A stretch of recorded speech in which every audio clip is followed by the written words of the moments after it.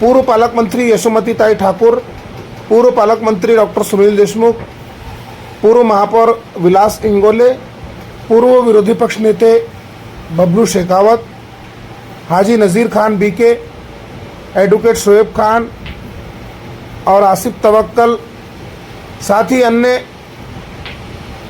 कांग्रेस पदाधिकारियों के हाथों वलगा रोड स्थित नायरा पेट्रोल पंप के सामने महाविकास आघाड़ी के उम्मीदवार बलवंत वानखड़े के प्रचार कार्यालय का उद्घाटन हुआ। इस प्रचार कार्यालय के उद्घाटन समारोह के मौके पर बड़ी संख्या में कांग्रेस, राष्ट्रवादी कांग्रेस, समाजवादी पार्टी, मुस्लिम लीग, आम आदमी पार्टी और अन्य घटक दलों के कार्यकर्ता बड़ी संख्या में उपस्थित रहे। सभी ने महाविकास आघाड़ी के उम्मीदवार बलवंत वानखड़े को भारी मतों से जीत दिलाने का संकल्प लिया।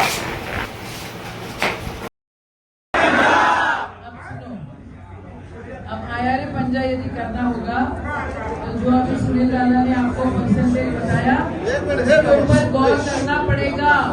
ये तो कोई मायना नहीं। पिछली बार तो बहुत सारे लोगों के आग में राना घुस गई थी, फिर भी बहुत सारे। और मूसा किधर है? मूसा किधर गया? मूसा, ये मेरा मूसा है, ये है भाई, नौशाद भाई है। चाचा मेरे को शक के नजर से देख रहे थे ये लोग सब। इतना जोश होने के बावजूद भी इतना कम वोटिंग तब हुआ। और जिन्होंने अपने को धोखा दिया, बदला लेना है कि नहीं लेना? कैसा लेना है फिर? बस बहुत सारी चीजें देखो। ऐसा है, ये जो राना मियाँ बीवी है, बंटी बबली जो है, वो पिक्चर में के जैसे ही चोरी वोरी करने वाले हैं। कोई संस्कार उनके नहीं है, अमरावती के प्रति उनको कोई लगाव नहीं है और अपना सेक्युलर विचारों के प्रति तो बिल्कुल नहीं है। मैं बड़े यकीन से मैं ये बात बताती हूँ, पिछले बार इतने जोश में यदि मुस्लिम वोट्स उनको नहीं मिलते तो वो नहीं जीतती। आपके वोटों के ऊपर वो खासदार बनी और आज हिंदू शेरनी बन के घूम रही है। देखो, शेरनी तो मैं भी हूँ।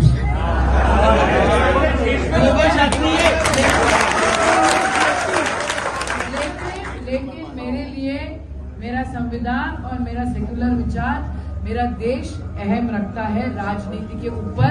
हम सब जो आपके सामने बैठे हैं, हम लोग सब राजनीति के ऊपर देश रखते हैं। जिन लोगों को धर्म के नाम पे बंटवारा करना है और बदमाशी करनी है और कुछ भी करके उनको वहां जाना है तो वो कुछ भी करेंगे। हम लोगों को आखिरी दिन का विचार करना है और पूरी यंत्रणा उसमें लगाइए। मैं करीबन 1 हफ्ता 15 दिन हो गए, मैं सुनील दादा से, विलास दादा से, बबलू भाव से सबके पीछे लगी हूँ कि मुझे आखिरी दिन का नियोजन दीजिए। आखिरी दिन आप खूब हंगामा करेंगे। अपन एक न एक 3 प्रचार कार्यालय का ओपनिंग आज हम लोग कर रहे हैं, लेकिन 3 गुना वोटिंग होनी चाहिए। मेरे भाइयों, इसके ऊपर ख्याल रखो। वोट देना माने धर्म का काम है, वोट देना माने देश की सुरक्षा करना है और ये देश की सुरक्षा आपसे अपेक्षा करते हैं कि बड़े तादाद में आप निकलोगे। शुक्रवार है, अभी रोजे कंप्लीट हुए है ना, ऐसा समझना रोजा है। आप लोग नमाज पढ़ने जाओगे तब घर की सारी औरतों को निकालो, वोटिंग करने लगाओ और जैसे सवेरे और जैसे आपकी नमाज होती है वैसे आप लोग सब वहां से वोटिंग करने चाहिए। ख्याल रखो इसके ऊपर।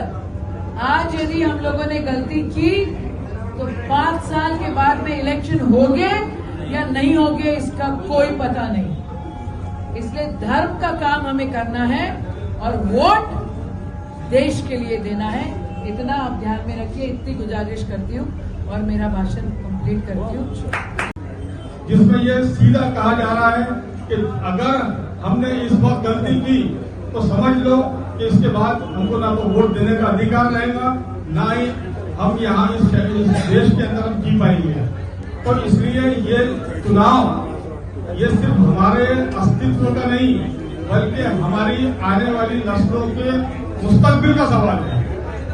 अगर हम इस बार कभी गलती करेंगे तो फिर हमारी आने वाली जो नस्लें हैं ये हमको कोसेंगी कि हमारे बुजुर्ग कैसे थे, जब इनके पास एक मौका आया था तो इन्होंने सही दिमाग का इस्तेमाल क्यों नहीं किया। इसलिए भाई बहुत जिम्मेदारी से और बहुत इससे अपना काम करिए। और जैसे अभी सभी लोगों ने आपको बताया है कि वोट ज्यादा से ज्यादा निकालना है, चाहे हमारे घर में कोई बीमार हो, कोई अपाहिज हो या किसी भी तरह का मामला हो, अगर हमको कैसे भी करके उसको पोलिंग बूथ तक ले जाना है, उसका वोट कराना है, करेंगे कि नहीं भाई सब लोग। और खासतौर से यहाँ जो नौजवान बच्चे हैं, मैं इनको खासतौर से बोलना चाहूंगा कि आज सबसे ज्यादा जिम्मेदारी अगर किसी पर है तो ये नौजवान बच्चों पर है। इसलिए बोल रहा हूँ कि घरों से जो वोट निकालते हैं यही बच्चे निकालते हैं। इसमें कई बच्चे ऐसे भी होंगे जिनके वोट अभी नहीं आए होंगे, लेकिन उनकी भी जिम्मेदारी बनती है कि उन्होंने अपने घर के लोगों को फोर्स करके जबरदस्ती करके बाहर निकाल के वोट करवाना चाहिए। जैसे अभी ताई ने कह के गई है कि उस दिन ये समझ के चलिए कि हमारा रोजा है, मैं बिल्कुल इसके फेवर में हूँ। यही समझ लीजिए कि ये हमारे लिए आने वाली जो 26 तारीख है उस दिन ऐसा समझे चलो कि हमारा रोजा है, हमको खाने पीने की फिक्र नहीं करना है, हमको वोट देने की फिक्र करना है। करेंगे कि नहीं भाई साहब? अब जैसे समझ लो अपने अपने जो इलाके हैं यहाँ पर बहुत सारे लोग आ चुके हैं, लेकिन कुछ लोग यहाँ पर नहीं आए हैं। मैं उनसे गुजारिश करूंगा कि यहाँ जो भी जिम्मेदार लोग हैं वो अपने अपने एरिया से आकर कम से कम जिम्मेदारी ले लें। जैसे यहाँ पर कार्ड और पैम्पलेट्स आकर पड़े तो वो लोग लेके जाकर अपने अपने इलाकों में बांटे उसको, और ज्यादा शोर शराबा न करें और किसी किस्म का सोशल मीडिया पर कुछ ऐसी पोस्ट ना करे जिसका फायदा उन लोगों को मिले। जैसे अभी विराट भाऊ ने बताए कि वो लोग जो एक घटना हुई थी हमारे यहाँ, जो एक घटना हुई थी हमारे यहाँ, आप सभी को पता है, एक मर्डर हुआ था हमारे यहाँ, वो उसका भी बेनिफिट इसके अंदर ले रहे हैं, गाड़ी नगर के अंदर उसको स्क्रीनिंग पे चला रहे हैं। तो इस बात से भी हमको परहेज करना पड़ेगा कि ऐसी कोई चीज हमसे ना हो जिसका फायदा उनको मिल जाए। किसी तरह का कोई बयान सोशल मीडिया पे न दे, किसी तरह का कोई लिखे ना सोशल मीडिया के ऊपर। अभी हमारी खामोशी पूरे शहर को खल रही है। अभी हमारी जो खामोशी है ना, ये पता नहीं चल रहा है कि इधर क्या चल रहा है करके। हमको ऐसा ही करके अपने ज्यादा से ज्यादा वोट कराकर हमको खामोशी का जवाब देना है।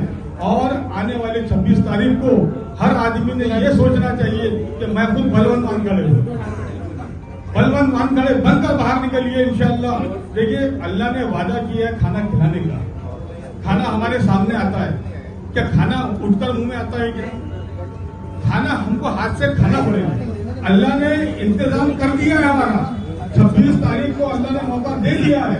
अब फायदा हमको उठाना है, हमको वोट करना पड़ेगा, तभी जाकर बीजेपी सरकार बहाल होगी। इसलिए मैं कह रहा हूँ कि ये अल्लाह ने मौका दिया है, इसको जाया न होने दे और अपने ज्यादा से ज्यादा वोटिंग करा के अपने कैंडिडेट को जीता के लाइए। इतना ही कहना चाहूंगा। आपने कांग्रेस कमेटी के इस कार्यालय का उद्घाटन किया, इसलिए मैं आपका बहुत बहुत शुक्रिया अदा करता हूं। और ये हुजूम और ये उत्साह ऐसी आखिरी तक रहना चाहिए। ये सब लोग यहाँ जिम्मेदार लोग बैठे हैं, उन सबके सामने मैं जो बताना चाहता हूँ ये आप अच्छे से सुन लीजिए। हम लोग बड़ी जोर शोर से सब चीजें करते हैं पर आखिरी दिन फेल हो जाते हैं। मैं पिछले साल 2019 में जो इलेक्शन हुआ था, वो इलेक्शन में मुस्लिम इलाके में कितना % वोटिंग हुआ था मैं आपको बताता हूँ। लालखड़ी छायानगर 41%, यानी 1903 वोटर थे, उसमें से सिर्फ 700 वोटर ने वोट किया। लालखड़ी छायानगर 42%, न्यू हनुमान नगर 47%, गुलजार नगर 43%, गुलस्ता नगर 44%, हैदरपुरा 45%, हैदरपुरा अमरावती 39%, छायानगर 45%, छायानगर 47%, हबीबनगर 39%। आप समझ गए? यानी 10 में से 4 वोट, 10 में से 5 वोट। क्या फायदा? क्या फायदा? इतने सारे वोट है और 10 में से 4 वोट पड़ रहे हैं, 100 में से 30 वोट पड़ रहे हैं, 1000 में से 300 वोट पड़ रहे हैं। तो फिर ये जो अपन जो मेहनत करते हैं वो मेहनत क्या काम की? ये अभी मैं पूरा सुनाऊंगा तो गवलीपुरा 40%, न्यू हनुमान नगर 45%, बिच्छू टेकरी में ठीक है, यानी बोलने का मतलब चपरासीपुरे में 43%।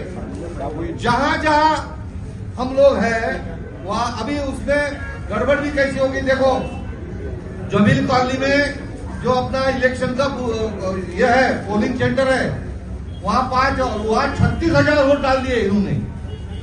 अब समझो सवेरे 7 बजे से भी शाम के 7 बजे तक 36,000 वोट नहीं हो सकते, डाली में तो टाइम ही नहीं रहेगा। तो आपको ये सब समझना पड़ेगा। और 10 में से और 1000 में से समझो 300 वोट हो रहे हैं, 100 में से 30 वोट हो रहे हैं, तो फायदा नहीं। दोस्तों ये चीज आप इसकी अहमियत जानते हैं नहीं जानते? जानते हैं कि नहीं जानते? तो आपको क्या करना पड़ेगा? घर घर से वोट निकाल के डालना पड़ेगा, तो ही अपनी जीत पक्की है। वैसी अपनी जीत पक्की है, पर ऐसी उसको और ताकत से भी लेना है। घर कौन कौन घर में से हाथ निकालेंगे?